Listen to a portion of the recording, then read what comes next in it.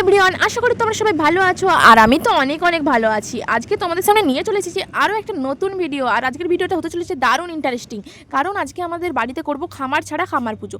ঠিকই শুনেছো তোমরা, আমাদের বাড়িতে কিভাবে খামার ছাড়া খামার পুজো সম্ভব সেটা দেখতে হলে ভিডিও শেষ অবধি তোমাদেরকে চোখ রাখতে হবে। আর এদিকে দেখো, আমার কিন্তু সব ফল কেটে রেডি করা হয়ে গেছে আর বাবা ওইদিকে ঠাকুর ঘর থেকে ঠাকুর নামাচ্ছে, কারণ এখন তো আর খামারে পুজো হয় না, এখন হয় বাড়িতে। তাই আজকে আমাদের পুজোটা করা হবে বাড়ির নিচে, বাড়ির মন্দিরে।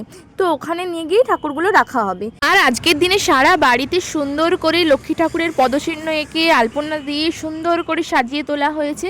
আর আমি অতটাও ভালো পারি না, তবুও চেষ্টা করেছি যতটা সম্ভব সুন্দর করার। তোমরা কিন্তু কমেন্টে জানিও আলপনাটা কেমন হয়েছে। আমি নিজের হাতে দিয়েছি। আর এদিকে দেখো পুজোর সব কিছু জোগাড় রেডি।